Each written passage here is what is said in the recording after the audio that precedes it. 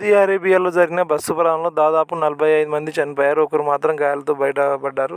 వీరందరూ చనిపోయిన వాళ్ళు మొత్తం హైదరాబాద్ వాసులే. ముఖ్యంగా 18 మంది ఒకే కుటుంబానికి సంబంధించిన వాళ్ళు, అంటే అక్క చెల్లెళ్ళు, అన్నదమ్ముల పిల్లలు, వాళ్ళు దాదాపు అంతమంది చనిపోవడం జరిగింది. వీళ్ళైతే మక్కా మదీనా యాత్రలో భాగంగా దాదాపు హైదరాబాద్ నుంచి ఈ నెల 9న జెడ్డాకు బయలుదేరారు. అటు నుంచి మక్కాకు బయలుదేరి మక్కా యాత్ర ముగించుకొని మదీనాకు వెళ్తుండగా బస్సులో ప్రయాణిస్తుండగా ఉదయం తెల్లవారుజామున 3 గంటలకు డీజిల్ ట్యాంకర్ ఢీకొని దాదాపు 40 మంది చనిపోవడం జరిగింది. యాత్రలో 48 కాక మరొక 8 మంది ఉన్నారు. అయితే వాళ్ళు మక్కాలో నుండి పోవడం జరిగింది. 8 మంది వారు ప్రాణాలతో బయటపడ్డారు. అయితే వీళ్ళందరూ వివిధ టూర్ ఆపరేటర్ల ద్వారా మక్కాకు వెళ్ళారని తెలుస్తుంది. హజ్ కమిటీ ప్రకటించింది. అయితే చనిపోయిన వారి కుటుంబాలకు దాదాపు ఒక 5 లక్షల రూపాయల ఎక్స్గ్రేషియా ప్రకటించాలని రాష్ట్ర ప్రభుత్వం ప్రకటించింది.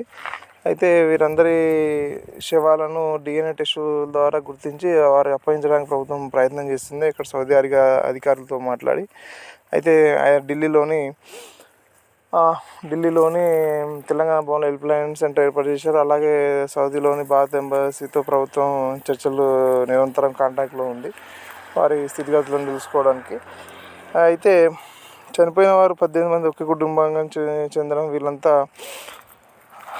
మల్లేపల్లి ఆసిఫ్నగర్ చెందిన వాసులుగా ప్రభుత్వం గుర్తించింది. ఏదేమైనా సరే ఇంతమంది ఒక కుటుంబంలో చనిపోవడం చాలా విషాదకరం.